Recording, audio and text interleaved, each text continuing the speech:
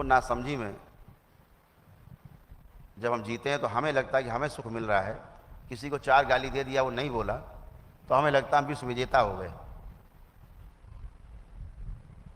लेकिन उसके अंदर जो क्रिया हुई,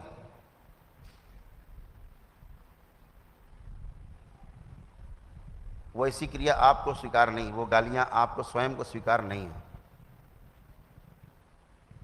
जब इतनी समझदारी आ जाएगी कि गाली देने वाला कौन, गाली सुनने वाला कौन, एक ही है, अलग अलग नहीं है, तो आप में समझदारी का विकास होता है।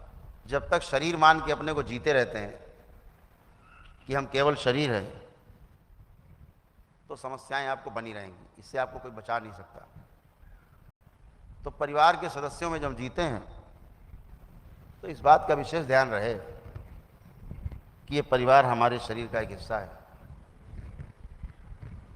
हम इस परिवार का हिस्सा हैं।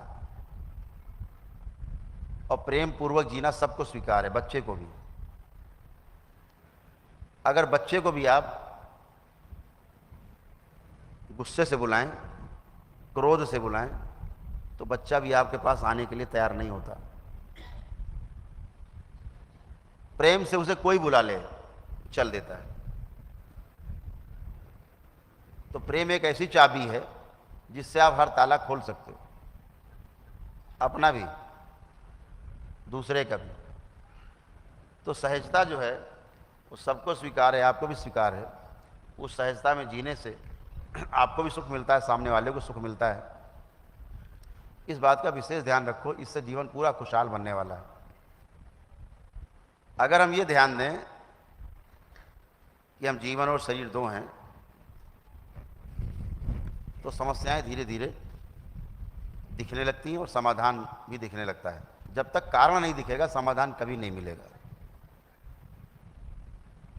तो छोटी छोटी बातें हैं, तो समझदारी पूर्वक जीना है।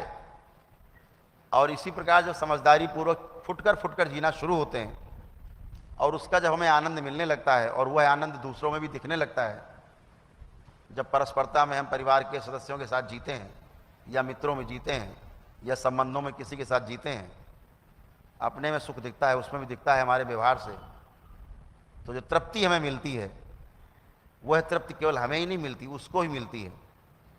और यही आगे जीने का आधार बनता है। आप लोगों ने बहुत दुख और कष्ट झेले हैं, आपके पास बहुत अनुभव हैं, और वो अनुभव आपके आगे काम आने वाले हैं।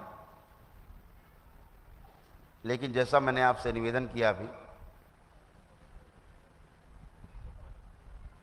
कि जीने के लिए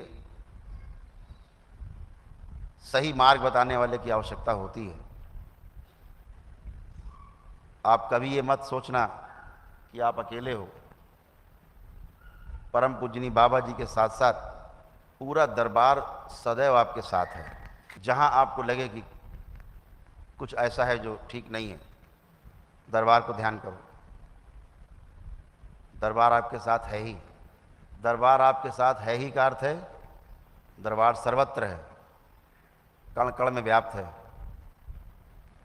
हम भी उसी का हिस्सा हैं ही। आपने याद किया, हैं ही। जाने का प्रश्न नहीं है, अलग होने का प्रश्न नहीं है। आपको तुरंत मार्ग मिलता है विचारों के रूप में।